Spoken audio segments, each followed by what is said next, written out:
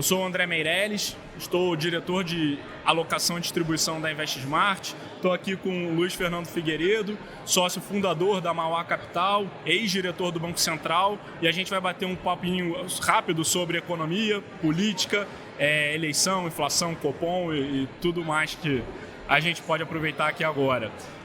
Luiz, vamos lá, começando, como é que você viu esse último movimento do FONC lá fora? O que você está enxergando para o cenário internacional? Olha, o mundo faz muitos anos, faz 4 décadas que não vive o fenômeno da inflação. Então o mundo está aprendendo a lidar com ela e demorou muito para cair a ficha. Agora daria para dizer que essa ficha já caiu, o mercado já projeta uma alta até 3,5%. Meu palpite é que pode ser que tenha aqui um pouco mais. Mas no final das contas o que a gente precisa é um mundo um pouquinho menos exuberante, um pouco menos de crescimento, porque se não esfriar essa demanda, a inflação não tem como cair, né? O mercado hoje projeta 3,6% de inflação para os próximos 12 meses nos Estados Unidos. Eu acho que isso é um certo otimismo, mas o Fed já deixou claro que vai fazer o que precisar, provavelmente entre 3,5% e 4%. Isso, mais o aperto de liquidez, que traz mais um ponto e meio equivalente, mais a queda dos ativos, isso tudo junto, é muito provável que seja capaz de trazer as condições financeiras a um aperto que gradualmente esfrie a economia e traga a inflação para um nível mais razoável. Então eu acho que a gente está começando a chegar perto de uma virada onde o mundo está tomando a dose de remédio que precisa tomar para trazer a inflação para baixo. Quer dizer, então, em termos de preço de ativo, você acha que a gente já está mais ou menos num lugar que é o que deveria ser? Ou não, ainda tem muito ajuste a vir? Eu acho que está perto. É muito difícil dizer que você chegou no fundo do poço.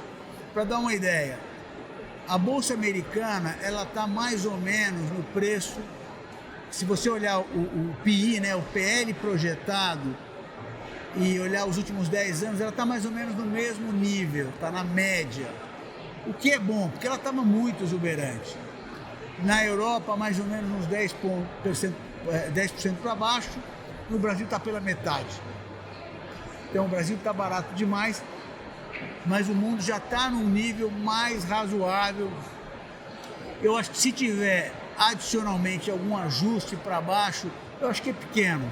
Quer dizer, a gente está muito mais realista hoje, ou seja, os preços compatíveis com essa nova realidade do que o que a gente via alguns meses atrás. Você acha, por exemplo, que esses eventos geopolíticos na margem envolvendo Ucrânia ou Taiwan hoje, podem trazer um novo cenário, um cenário muito mais difícil para os bancos centrais gerirem? Eu acho que não.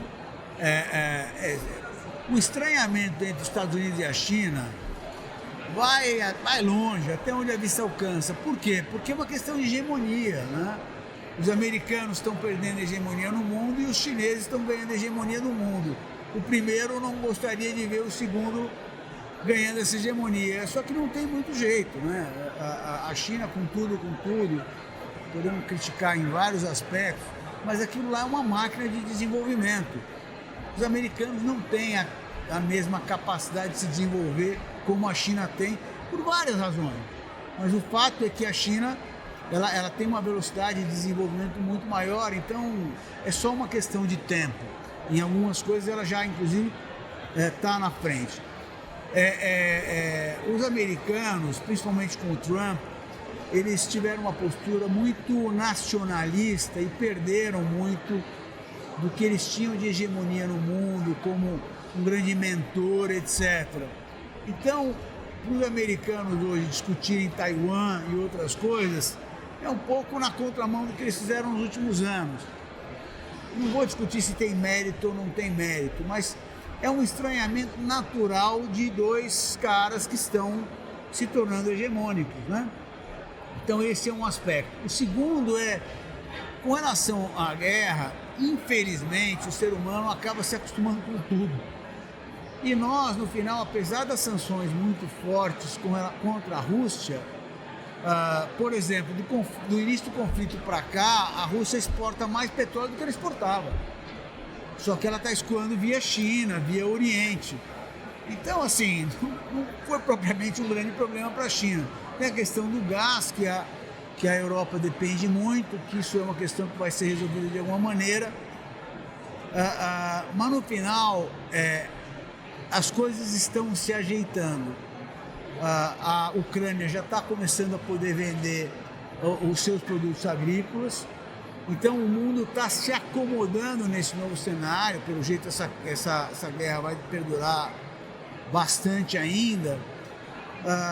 Tanto isso tem sentido que a gente está vendo as commodities arrefecerem, né? O petróleo abaixo de $100, as commodities agrícolas caíram bem, algumas delas inclusive estão abaixo do início do ano, né?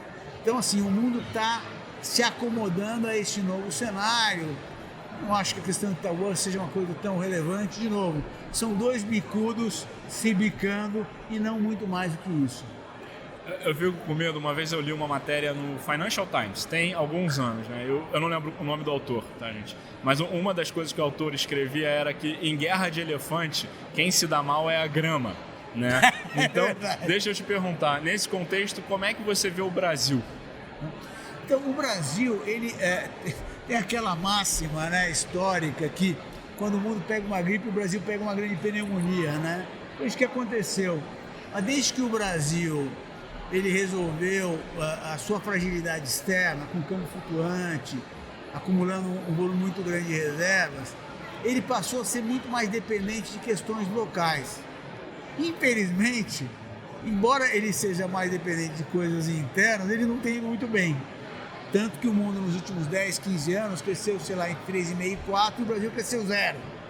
Então o Brasil perdeu muito espaço no mundo, eu diria que se tornou até, de certa maneira, marginalizado. Ele só não se tornou totalmente porque ele é um pouco grande demais para se tornar totalmente marginalizado, senão ele teria se tornado. Mas o Brasil ele tem uma vantagem muito grande geopolítica, porque depois desse um efeito colateral de longo prazo dessa questão da Ucrânia é que os países vão tentar não depender mais só de um fornecedor para vários produtos, principalmente commodities. E o Brasil é um país boa gente no final, está muito longe do conflito, um país pacífico e com uma capacidade, uma produção agrícola muito grande. Então o Brasil, nesse sentido, ele tende a ser beneficiado e não o contrário. Não me parece que a gente está diante de um colapso de commodities, que o mundo vai flertar com uma recessão, até porque ela deve ser muito temporária, então o Brasil nesse sentido não sofre. E, mais uma vez, o Brasil depende de questões locais, muito mais do que o que está acontecendo fora do Brasil. Legal. E aproveitando que a gente começou a falar de Brasil, o que você está achando, qual é a cabeça em termos de juros? O Copom sai amanhã, né? Sim, eu acho que agora nós estamos na fase do ajuste fino. Por qualquer parâmetro, o juro no Brasil está bastante elevado. Não estou dizendo que está errado, mas ele está bastante elevado. Para pegar uma só métrica, quando você olha o juro ex-ante, ou seja, o juro projetado para 12 meses, e a inflação projetada para 12 meses, o juro real está em 8%. A gente não vê isso desde 2016. O Banco Central nos diz que para ele o juro neutro é 4%. Quer dizer que nós estamos 4% acima do juro neutro. Isso é muito contracionista. Isso é o juro atual. É muito provável que ele suba mais meio ponto e pare. Não sei se ele fechará a porta logo de cara, mas o mais provável é que isso aconteça. De novo, estamos falando de ajuste fino, então um pouquinho para cá, um pouquinho para lá faz parte do jogo. O ponto que eu acho que é importante é que ele deve ficar com o juro mais alto durante um bom tempo, mais do que normalmente. Por quê? Porque a gente ainda tem tanto incertezas lá fora quanto locais, e as locais são principalmente associadas à política fiscal de longo prazo, ao arcabouço fiscal, que pressiona muito o câmbio e os ativos em geral. Então essas duas coisas atrapalham um pouco para que ele possa reduzir o juro mais rapidamente. Até porque, muito provavelmente, o ano que vem a gente vai ter uma taxa de inflação em torno de 5%, que ainda está um pouco distante dos 3 e pouco, que é a meta do Banco Central. Né? Não, legal. Falando em ano que vem, o que vocês têm de cenário para o ano que vem? Então, o ano que vem a gente vai estar vendo os efeitos da taxa de juros mais alta. Então, a nossa economia vai esfriar um pouco. Esse ano deve crescer alguma coisa como 2%. No ano que vem, eu suspeito que a gente cresce alguma coisa como 1%. O mercado hoje projeta menos, mas eu acho que a gente cresce em torno de 1%. E eu vou até explicar por quê. A gente tem, acho que, alguns riscos positivos. Né? Quando você pensa em risco, só pensa em coisa negativa. Nesse caso são positivos, mas eu explico já. A inflação deve vir para alguma coisa como 5%. E eu acho que a grande questão que fica é qual será o novo arcabouço fiscal. Porque se for uma coisa razoável, o cenário pode ser muito mais benigno no ano que vem. Se não for razoável, a gente vai continuar se arrastando e tendo um crescimento pífio. Por que eu digo que o ano que vem e para frente a gente tem alguns riscos positivos? Por duas razões. A primeira é porque nos últimos anos foram feitas concessões e privatizações que vão gerar já contratualmente, um pouco mais de 850 bilhões de reais de investimentos nos próximos 10 anos em infraestrutura. Eu, na minha carreira, nunca vi um volume desse. Estamos participando plenamente desse processo aqui no nosso escritório. Tá? O que é muito bom, porque é uma onda enorme e de longuíssimo prazo, muito importante para o Brasil. Esses investimentos representam o quê? Representam muita coisa. Nós vamos falar duas delas. A primeira é mais investimento é mais crescimento. Mas número 2, quando você faz um investimento numa rodovia, quer dizer que depois os carros vão passar por lá, os caminhões vão passar por lá, vão passar melhor. Então também tem um ganho de produtividade. Isso vale para rodovia, ferrovia, aeroporto, saneamento, todo o negócio de cabotagem que mudou, óleo e gás, enfim, foi uma infinidade de coisas que foram feitas. Então você tem, por um lado, o lado dos investimentos que vão trazer esse crescimento maior, e por outro lado um pipeline enorme de reformas que foram feitas e que vão ter o seu efeito ao longo dos próximos anos. Esses dois fatores, eu acho que são fatores importantes que eu estou chamando de trazer um upside risk de crescimento bom e de longo prazo, mais estrutural. Então, por isso, eu sou daqueles que acham que provavelmente a surpresa será para cima em termos de crescimento. Legal, interessante. Parece uma visão bastante construtiva para o país, né? E aí, aproveitando, já que você tem anos de mercado financeiro, experiência, acompanha muito na marca os eventos econômicos e políticos do país, em termos de... Se você tivesse uma régua e pudesse dizer de 0 a 10 onde é que está o seu otimismo atualmente, você já esteve mais otimista no passado ou não? Acha que essa eleição ela é um pouco mais dura, eventualmente, pode gerar um cenário mais dicotômico ou não? É isso mesmo. O Brasil fez reformas recentemente que vão gerar impactos muito positivos num médio prazo, né? Então, eu acho que, primeiro, as reformas vão ajudar o Brasil a crescer, sim. Então, provavelmente, a média de crescimento para frente será maior do que a média de crescimento passado. Mas vamos lembrar, como eu comentei, que nos últimos 10, 15 anos, o mundo cresceu 4 e o Brasil cresceu 0. Então, o Brasil ficou muito atrasado. O que provavelmente vai acontecer é que nós vamos ter o mundo crescendo um pouco menos, vai ser menos exuberante, e o Brasil um pouco mais. Então, a diferença será menor. O que não quer dizer que o Brasil vai crescer como o mundo ou mais que o mundo, como um país típico emergente deveria crescer.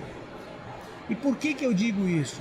Porque eu tenho um ceticismo relativamente grande hoje de que um novo governo, e se for um governo do PT, terá uma agenda de reformas relevante para frente.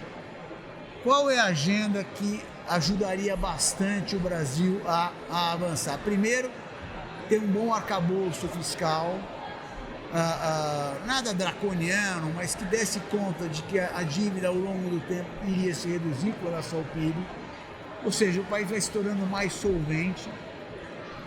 2, uma reforma tributária, que essa eu até acho que o PT vai fazer, alguma reforma tributária, eventualmente não é a melhor, mas algum avanço aí eu acho que vai ter.